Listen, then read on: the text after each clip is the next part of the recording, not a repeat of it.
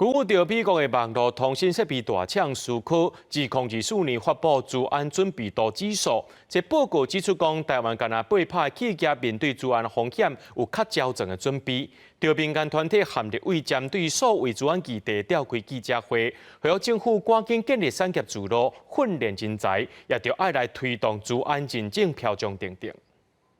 今年6月12日，半导体厂环球晶圆传出资讯系统受黑客攻击，影响出货。2019年开始，政府甲提出来做危害国家资通安全的产品禁止公部门使用。另外 ，AI 科技哪来哪进步，也有诈骗集团会做出惊讶亲戚朋友的声音，并无啊甲人拐骗。不管对政府企业还是个人，治安都是真重要的议题。有民间团体甲立委办一针对所谓治安召开记者会，呼吁政府赶紧培训人才，推动治安认证标章等等。是因为我们在训练的人才可能是高阶的，或者他可能是比较研究型的人才，他中间攻击的研究、漏洞的研究。但就刚刚我们蔡副会长提到的，防御可能是我们现在的主轴。对，毕竟我们的对手很强大，我们的对手是中国，他们的骇客或是国家级的一个骇客其实很多。那防御这块就是我们很欠缺的人才，但这块在学校现在是最欠缺的。民团指出，虽然台南已经有3轮治安服务基地，厂商通送产品来做治安的攻防演练，不过因认为政府资源应当爱伫各县市平均分配，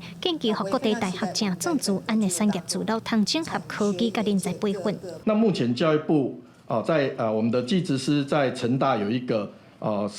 治安的实务人才培育基地。好，那如果未来是不是有可能搭配这样的一个产业聚落，有更多的？那这个我会把这样的一个意见带回去我们部里。另外，治安产品认证的部分，民间团体也呼吁政府嘛，要建立治安认证标章，建立企业民众对台湾产品的信心。司法部是回应讲，已经有定 IoT 检测标准。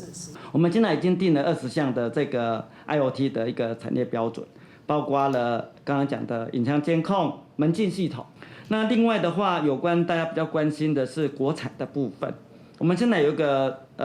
治安的能量登录，我们现在登录154家。司法部表示，目前政府各部门甲中油、台电等一寡国家关键基础设施 ，IoT 的检测标准已经是因采购的标准，对国家安全也是一种保障。今日针对要甲大学推动做治安的产业自路的诉求，教育部是会应讲一个讨论。记者卢尚如、柯秉哲台北报道。